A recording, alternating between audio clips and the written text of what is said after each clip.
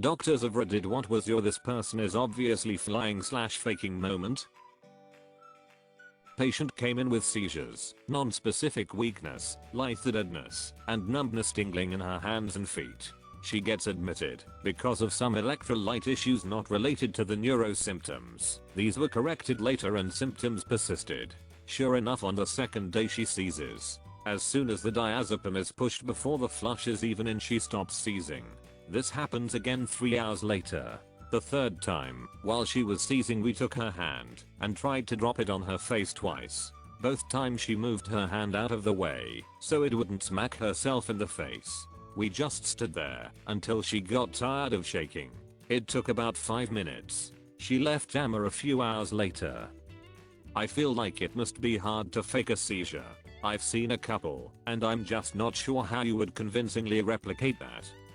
Yeah, as an epileptic, that seems crazy to me. I've been told my eyes roll back into my head and my lips go purple.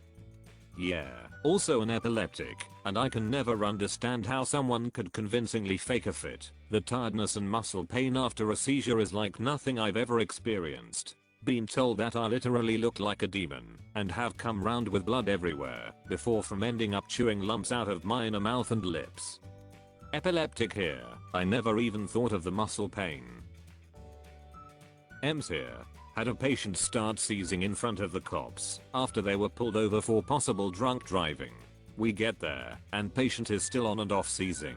We get them on the stretcher and in the back of the ambulance. Surprisingly, the cop joins us. As I take their arm, the shakes start up again. So I tell them, yo, if you want this medication, I need you to stop so I can start, and I real quick. Patient stops to let me start the line, and once I say I'm done, they start back up. You gotta say get the ocular needle and have someone else say you mean the one that goes in the eye. Then magically they will stop. I've had 4 steroid injections into my eye. Can confirm were not fun. You realize you're just perpetuating unhealthy body standards about having like really jacked eyes, right? I've had 17 injections into my left eye and 24 into my right. I'm able to see 50 miles clearly and have on several occasions seen 10 seconds into the future. I can't sleep at night anymore though. I see right through my eyelids. Wouldn't recommend. Dad, get off Reddit. Dad, get off Reddit. Funniest story of my medical school career. We were rounding on the wards for a teenage son whose parents were in the room. Dad, UHH. We saw our son tested positive for marijuana. This is clearly incorrect. Attending. There are some false positives, but the test is pretty accurate. Dad, my son is a lifeguard. He would never smoke. Son, yeah, I've never ever smoked. Looking scared af attending. We can order a more sensitive test that will give more accurate answers, son. Well, I do sit really high up on the lifeguard chair and I think some of the kids around the pool smoke. So maybe I breathed in some of the smoke while working. Team frantically ends conversation to leave the room and laugh hysterically. That secondhand stuff, it can really get to ya. I worked for a camp that didn't fire hardworking, responsible employees who tested positive for pot. I knew this was real when my friend who I know smokes heavily on the weekend and maybe after work said that the drug test guy said he was positive. He told the guy that he worked as a DJ on the weekends, often in places where he was exposed to smoke. The guy said something like, to test that positive, yeah, I'd have to spend hours in a hotboxed VW bus. Patient comes in saying she has terrible abdominal pain 1010. I say okay and start to examine her. She immediately starts screaming the moment I touch her belly. But look, I've seen patients in terrible pain and nobody has ever yelled in pain with their eyes open. She wasn't even tensing or anything. It was a really sad case though. She has a history of coming in saying she was pregnant when the urine and blood test was clearly negative. In one case she even tried to steal a pregnant patient's urine. She got caught pretty fast. She was on psych follow-up. Not sure what the diagnosis was, but my guess would have been Munchausen's. Anyway, we sent her home without pain meds. My second patient was a man with a chronic cough. Asked him, are you smoking? And he says no. Examines him and there's a cigarette pack right in his breast pocket. My second patient was a man with a chronic cough. Asked him, are you smoking? And he says no, examines him, and there's a cigarette pack right in his breast pocket. Technically he wasn't lying, unless he was actually smoking when you asked him. Is this how English works? An ex of mine told me a story about a dude that had a window wiper handle stuck up his, but because he had one laying in the shower, slipped and fell onto it. It never occurred to her that it might have not been an accident. Haha, RN.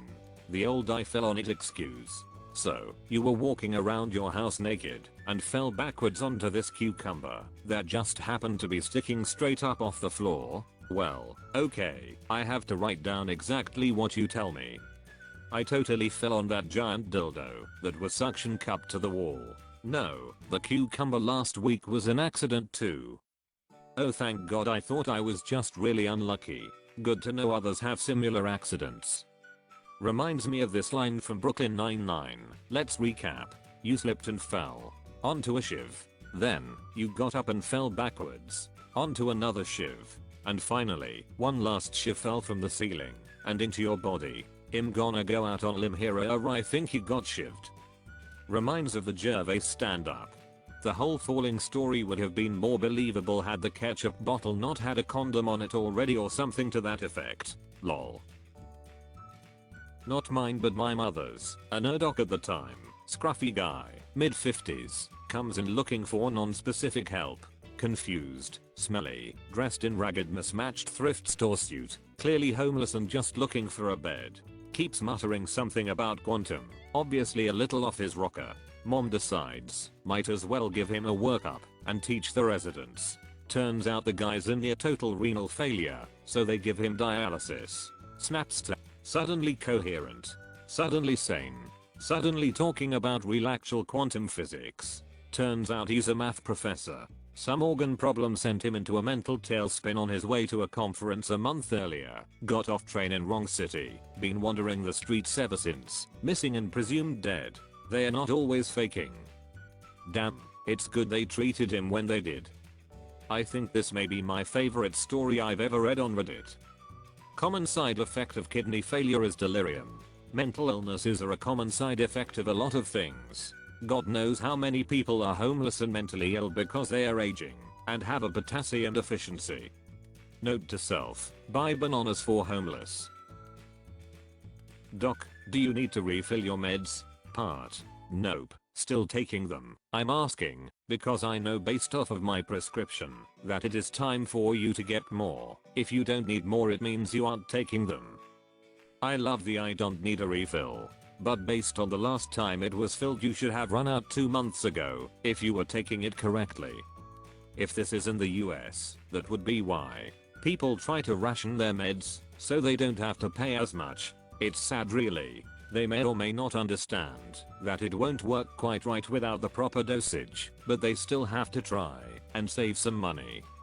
Can confirm. My Advair is $460 a month. I take it 1x a day instead of 2x to make it last longer. I take albuterol and holy fuck that is expensive. I've had asthma attacks where I refuse to take it because I can't afford the $150-600 to refill it, and I might need it more later. Had a part faker ruptured ectopic pregnancy to get narcotics. Says she was diagnosed with an ectopic at another hospital and given medication to end it. Came into our hospital in extreme abdominal pain, rolling around, yelling, had vaginal bleeding, the whole 9 yards. Gave her a bunch of pain medication so we could get an ultrasound. Ultrasound showed nothing. Urine pregnancy test showed nothing. Beta HCG was 0. Turns out she was conveniently on her period, which made the whole thing very convincing. Got records from the other hospital. Patient had been there yesterday, but was not pregnant for them, nor was she diagnosed with an ectopic pregnancy. Definitely was a wow. She just made up this entire thing. We had a lovely conversation about all the results. She ended up screaming at me, threatening to sue me for all I'm worth, and stormed out. Jokes on her, I'm worth minus 200k of student loan debt. I'm so poor I'm not legally allowed to die. Med students. Points gun at self-gov employee. Oh no, you fucking don't max gun out of hand. It's ridiculous that medical professionals have to take up that much debt during their studies so they can save people. I brush and floss every day every patient at the dentist. What's the point? They know. My dentist can tell whether I'm flossing every day or just 4 days out of 7, or how regular my mouthwash usage is. There are other factors that can cause gingivitis and bleeding, so if you are legitimately brushing and flossing daily and you still have issues, they may need to evaluate other issues with you. Most commonly for women, ovulation and pregnancy cause gingivitis, smoking weed. I'm sure there are others. I've always taken care of my teeth, floss daily, etc., but pregnancy was brutal to my mouth. Despite daily flossing and brushing, that is, maintaining the same routine I've had since I was a kid, I ended up with bleeding gums and some recession issues I had never had before. Pregnancy is rough on a woman's body. Man, getting a dental cleaning while pregnant was brutal. I brush and floss regularly, so I never have issues, but that one visit I bled the entire freaking time. Not an MD, but heard this from my physician friend. Known malingerer comes into the claiming to be paralyzed on one side of her body and demanding stroke meds. My friend examines the malingerer and asks, "Hey, how did you get that bruise under your arm?" Malingerer lifts up her paralyzed arm to look for the non-existent bruise. My friend is very clever